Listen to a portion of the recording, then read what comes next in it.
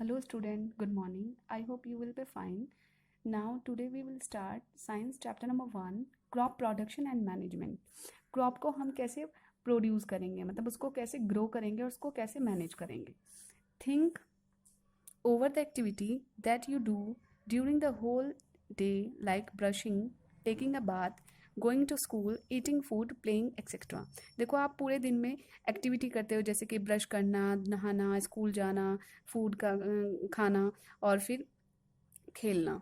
Have you ever thought about the energy that we you get for doing all these activities. क्या आपको पता है कि जो भी आप ये एक्टिविटीज़ कर रहे हैं, जैसे कि स्कूल जाना, नहाना, ये सब खेलना, तो आपके पास ये एनर्जी कहाँ से आ रही है?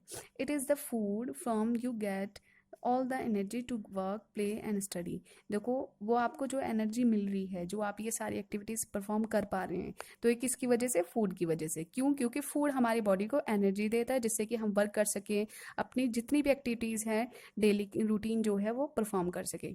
All the living organism need food to survive. हर एक जिंदा चीज़ को क्या चाहिए? फूड चाहिए, जिससे कि वो सर्वाइव कर सके, जी सके. लिविंग ऑर्गेनिज्म का मतलब है जितने भी जिंदा चीज़ हैं. ऑर्गेनिज्म का मतलब होता है प्लांट्स और एनिमल्स. तो food is obtain from the plants and animals. Food हम जो है वो कहाँ से लेते हैं? प्लांट्स से और एनिमल से. आपको पता है, देखो एनिमल से हम मिल्क, फिश, एग, मीट, ये सब. और प्लांट से आपको पता है बहुत सारे वेजिटेबल्स है, फ्रूट्स है, पल्सिस है, ये सब. The branch of science that deals with growing plants and raising livestock for the human use is called agriculture. Agriculture का मतलब होता है खेती बाड़ी. कि जो भी इंसान जो प्लांट्स को ग्रो करता है अपने ह्यूमन जो है यूज़ के लिए, जिससे कि वो अपनी पूरी लाइफ जो है उसको परफॉर्म कर सके, तो उसको बोलते हैं agriculture. Cultivation of crop and raining of animal have undergone tremendous advancement during the last century. देखो जो हमारा फूड का कल्टीवेशन करना, मतलब क्रॉप को ग्रो करना, और एनिमल्स का रियरिंग करना, उनको पालना, वो सब हमारा काफ़ी सेंचुरीज से चला आ रहा है और धीरे धीरे वो एडवांसमेंट होता जा रहा है. तो increasing the human population has been contributed facts. In order to provide food for the increasing population, regular production, proper management and distribution of food is necessary. देखो जैसे जैसे हमारी पॉपुलेशन जो जैसे जैसे पॉपुलेशन इंक्रीज होती जा रही है, तो जैसे वैसे वैसे हमारे जो फूड की रिक्वायरमेंट्स है वो भी इंक्रीज होती जा रही है. तो इसलिए हमको क्या करना है? प्रॉपर मैनेज करना है कि हमारे जो फूड है वो कैसे सबकी नीड को कंप्लीट कर सके. Crop plants.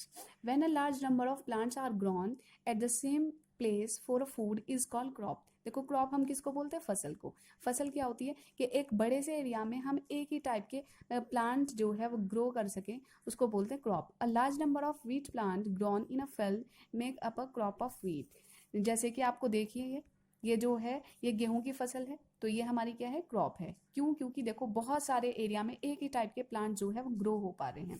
The branch of agriculture which deal with ornamental and fruits plant is called horticulture. Horticulture हम किसको बोलते हैं? कि जो हमारे जो ऑर्नामेंटल प्लांट्स होते हैं. ऑर्नामेंटल प्लांट्स किसको बोलते हैं? जो डेकोरेटिव प्लांट्स होते हैं, जैसे कि रोज, हिबिस्कस फ्लावर, ये सब. तो ये हमारे ऑर्नामेंटल प्लांट्स या फिर फ्रूट्स प्लांट्स को ग्रो करना, उसको क्या बोलते हैं हम? उस वाली एग्रीकल्चर को हम बोलते हैं horticulture. Classification of crop. Crops का जो क्लासिफिकेशन है वो कितने टाइप्स का है? देखो जो हमारे क्रॉप्स है वो बहुत सारी क्लासीफाई की है. जैसे सीरियल्स, जैसे कि हमारे गेहूं, चावल, ये सब सीरियल्स में आते हैं. Pulses, vegetables, fruits, oil seeds, fibre product producing plants, medicine plants etcetera according to the. लेकिन जो हमारा क्रॉप का जो क्लासिफिकेशन किया गया है वो सीजन्स के अकॉर्डिंग किया गया है. तो सबसे पहले जो हमारा फर्स्ट सीजन आता है, जो क्लासिफिकेशन है, टू टाइप्स का क्लासिफिकेशन है, वो है kharif crop are sown during June and July at the beginning of the monsoon season and harvested at the end of monsoon during the September and October. देखो जो हमारा खरीफ क्रॉप है वो कब बोई जाती है? वो फसल जून और जुलाई में, ठीक है. और वो हार्वेस्ट उसको उसकी कटिंग कब होती है? सितंबर टू अक्टूबर. तो देखो जितने भी हमारी paddy and rice require a lot of water is a kharif crop. जो हमारे धान होते हैं जैसे चावल वगैरह वो सब, तो वो हमारी कौन सी क्रॉप है? खरीफ क्रॉप, जो अब सोन की जाएगी, अब जून जुलाई में वो बोई जाएगी. तो ये हमारी कौन सी फसल अब चलेगी? वो चलेगी kharif crop. Maize, soybean, and cotton are the example of kharif crop. तो ये आपको कौन सा सीजन का है, खरीफ क्रॉप का, जो कब बोई जाती है, जून एंड जुलाई में। उसके बाद है rabi crop are the sown during October and December at the beginning of winter season and harvest in the March and April. जो हमारी रबी क्रॉप होती है वो कब बोई जाती है, अक्टूबर और दिसंबर में, अक्टूबर और दिसंबर में। और वो कब हार्वेस्ट की जाती है, कब काटी जाती है, वो मार्च और अप्रैल में। जैसे अभी हमारे गेहूं कटे थे कुछ टाइम पहले, तो wheat, gram, mustard are the example of rabi crop. तो ये हमारे कौन सी है, रबी क्रॉप। तो आपका जो क्रॉप का क्लासिफिकेशन हुआ है 2 टाइप्स का है, rabi crop and kharif crop. Kharif crop जो है वो कब बोई जाती है, जून एंड जुलाई में, और हार्वेस्ट कब की जाती है, वो सितंबर टू अक्टूबर। और इसके एग्जाम्पल आपको मेज, सोयाबीन, कॉटन और पैडी। उसके बाद रबी क्रॉप जो है वो कब बोई जाती है, अक्टूबर एंड दिसंबर में, और हार्वेस्टिंग पीरियड जो है उसका मार्च टू अप्रैल। और उसके बाद इसके एग्जाम्पल वीट, ग्राम, मस्टर्ड, ये सब हमारे रबी क्रॉप के एग्जाम्पल्स हैं। अब देखिए agriculture practices.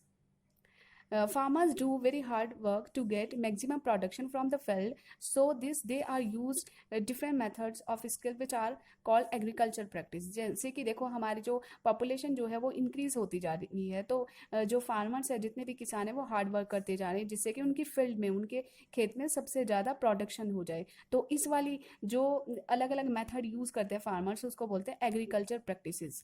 Agriculture practices are specific method which when applied to agriculture create food for consumer or the further processing that is safe and wholesome। There are certain conditions which are very important for ensuring high crop yield। देखो जो farmers है वो अपनी agriculture में अलग अलग जो method है वो अप्लाई करते हैं, जिससे कि उनका जो क्रॉप का जो प्रोडक्शन है वो हाई आए, मतलब काफ़ी ज़्यादा जो क्रॉप है, फसल है, वो ज़्यादा आए। उसके बाद है in order to grow well and healthy plants और crop, right type of soil, plugging seed, proper handling and animals. देखो जैसे जैसे उनको जो क्रॉप है उसको ग्रो करना है, तो एक तो जो क्रॉप होनी चाहिए वो हेल्दी होनी चाहिए, ठीक है। उसके बाद क्या होना चाहिए, जो हमारे पास सॉइल किस टाइप की है, प्लगिंग कैसी है, हमें कौन सा सीड सोन करना है, ये सब, इरिगेशन प्रॉपर हो रही है, मैन्योर जो है, हम फर्टिलाइजर वगैरह है, वो हमारे पास मेथड अलग अलग हम तरीके से यूज़ करेंगे। तो this includes proper pest control, use of harvesters and threshers. फिर जब हमारी फसल जो है वो ग्रो हो रही है, तो हमें उसको पेस्ट, जो भी उसमें कीड़े वगैरह लग रहे हैं, तो उसको कंट्रोल भी करना आना चाहिए। हार्वेस्ट जब उसको कटिंग करेंगे तो वो भी होना चाहिए। तो when agriculture practice are carried successfully by using old and modern tools, they are known as the farming implements. देखो अगर हमारी एग्रीकल्चर जो प्रैक्टिस है वो बहुत अच्छे से, या तो हम ओल्ड तरीके से कर ले या फिर मॉडर्न टाइप से कर ले, और वो सक्सेसफुल हो जाए, तो उसको बोलते हैं फार्मिंग इम्प्लीमेंट्स। तो आई होप आपको समझ आया है। That's all for today.